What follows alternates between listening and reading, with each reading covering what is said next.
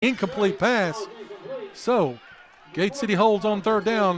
It's going to be fourth down and about 12.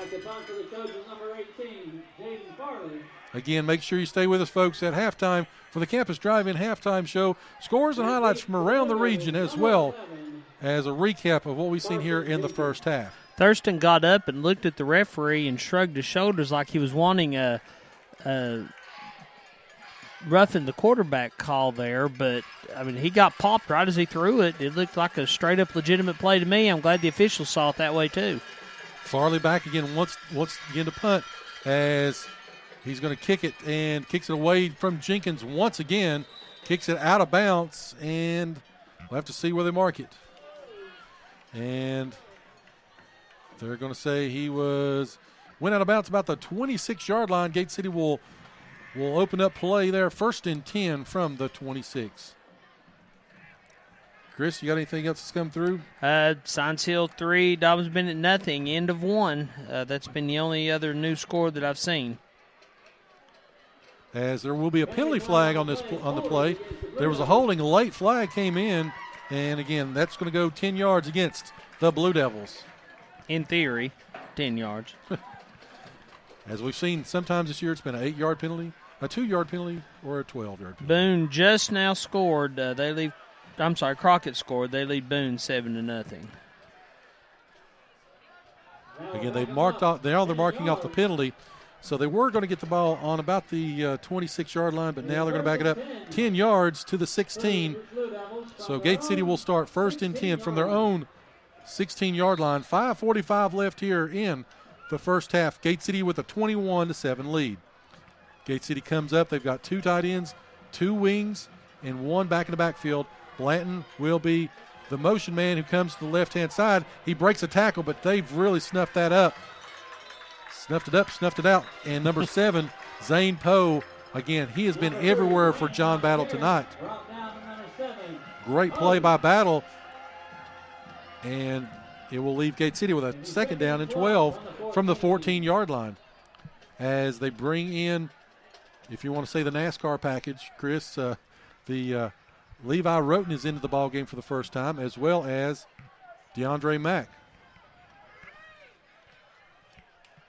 Who you want to bet gets the ball then? They usually go to whenever they have somebody, they bring in somebody special. John Battle ends in a 50 front they do give it to Roten. On a reverse. Roten on a reverse does get up to about the 20-yard line. Gain of about 6 yards. It was kind of that crisscross action in the backfield. And he will get up to about the 20 as Roten does trot off. And back into the ballgame comes Carson Jenkins, as well as number 24, that is Fleming. And here comes Reed with the play. Gate City with another 3rd down opportunity here. From the 20-yard line, it's 3rd down and about 6. Gate City jumps in the shotgun. 2 receivers to the right, 2 to the left. And John Battle didn't like what they saw, so they call for time. That's going to be their 3rd this half, isn't it? They're done. They're out of timeouts. 4:24 left here. And I bet you Tazewell leads Marion 14-0. Oh, I bet you're right. I bet you're looking over at my notes. There you go. Did you know Patrick Henry leads Honaker 28-0? Clock about to start running. Did you know Graham leads Richlands 14-7? Again, Graham and Richlands, they're playing in that sort of 3, 4, 5 area of the playoffs if everything started today. So big ball game. With a lot of implications in the Region 2D. Did you know Wise Central is leading Lehigh 35-0? Clock starts to run in Wise in the first half as they take on. Did you know Dobbins Bennett has scored? They lead Science Hill 7-3. So that's why you're doing the dance. I'm doing the chop up here in the press box. So anyway, 4:24 left here in the first half. Gate City with the lead, 21-7. Ball is spotted on the 20-yard line. Again, Gate City was out in the shotgun prior to the timeout. See if they come out in the same formation. And they will not. This will be the I formation. 2 wide receivers to the right, 1 to the left as they're going to pitch it out to Jenkins. Jenkins is around to the 20, up to about the 23-yard line. He'll be short about 3 yards. It's 4th down and 3. John Battle stops him. And Chris, are they going to go for it? Ball is on the 24-yard line. I was just thinking this wouldn't be a horrible spot to fake a punt. I don't know if I would line up and get the defense set to stop me, though. But that's exactly what they're going to do. Come out in the T formation, trying to catch John Battle off guard. They may just be trying to draw them off. And I believe you're right. And Gate City will call for time. They tried to draw them off. It was ineffective. 4th down for Gate City. 3:37 left. We'll take a quick break, come back. You're listening to the home of Blue Devil Sports. This is Gate City Sports Radio. For exceptional Mexican food and the perfect place to stop in before heading out to watch another Gate City victory, La Carreta Express in Weber City offers a tremendous menu of authentic Mexican cuisine at a great price. La Carreta proudly supports Blue Devil Sports, and they're open 7 days a week, even until 10 p.m. every night except Sunday. So dine in with them today or give them a call at 276-386-7000 for call-in orders. Again, that's 276-386-7000. And they're located next to Weber City Drug on U.S. Highway 23 in Weber City. All right, and we're back here live from Bristol as Gate City leads John Battle 21-7. It will be 4th down and 3. Gate City getting ready to punt as Sally is back to kick for Gate City. He'll be standing on about his 10-yard line. Kick is up, and it's an end-over-end kick. Goes down to about the 48-yard line where all of a sudden here comes Zane Poe and John Battle. He takes it from about the 48 all the way down to the 22-yard line of the Blue Devils. Chris, we should have went for it right there. I was just about to say, would have done just as well to have gone for it. Of course, hindsight 2020. You know, statistically, I would have punted also. As looks like Patrick Henry has scored once again. The clock They're runs. trying to keep pace with Wise Central. It's 35-0. Patrick Henry over Honaker. So the clock begins to run up at Emory, Virginia. So here is 3:24 left. John Battle down 21-7, but they're on the Gate City 22-yard line. One split to the right, one split to the left. 2 backs in the backfield for Thurston as he looks to run that triple option once again. He's going to go up the middle to Seth Scarborough. Hard running back for John Battle will get about maybe 2 yards on the play. And to stop for Gate City will be number 59, Cyrus Gibson, and number 45, Michael Calhoun. Same formation for John Battle. Clock runs, 3 minutes left here in the half. Thurston under center. And he's going to pitch it this time. Goes around the right-hand side. It's going to be stopped there about the 16-yard line by DeAndre Mack, Ethan Fleming, and Luke Reed. He did pitch it to give that one to Shannon Wolford. 5'9", 170-pound junior for John Battle. He picks up another 2 yards. It's going to be 3rd down and about 5 yards from the 17-yard line. Big series here for John Battle. If they can punch it in here, of course, they'll get the second half kickoff. Oh, that's a good point. And stay right with Gate City. Again, they're wanting to run that clock out and score as motion goes to the left-hand side. And Thurston's got it. He's going to roll around to the right-hand side. He's going to try to keep it, and he'll be stacked up about the 17-yard line for no gain. Again, once again, will be number 59, Cyrus Gibson, and number 31, again, that will be Brady Edwards. No gain for Battle. 4th down and 5. And, of course, you know, sort of the situation here. They're going to go for it. You think their kicker could? Was watching him in pregame. He was hitting from about the 30-yard line, so this well within his range. But they're going to go for. Well, you got 1 win on the season. Why not? So, 2 backs in the backfield. Again, the split to the right, split to the left. And they check the armbands. He's going to go back, and he's going to try to throw the football. Everybody's covered. He's going to throw it, and it's going to be look like intercepted. But he's going to be. Oh, good.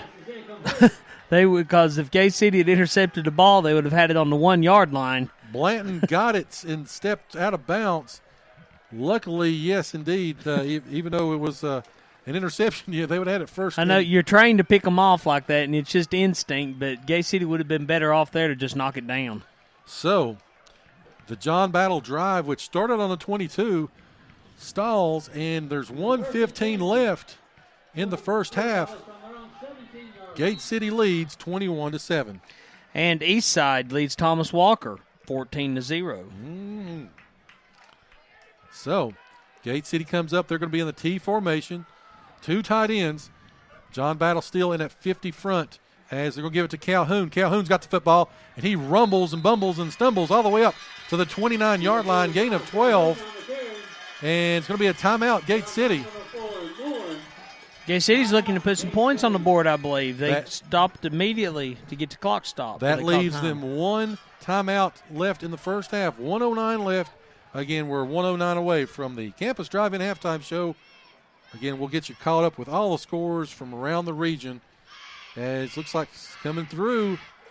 And Sullivan East has opened up an early lead over North, 7-0.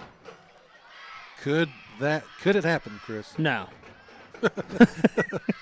Wow. The folks in Bluff City just threw their radios against the wall.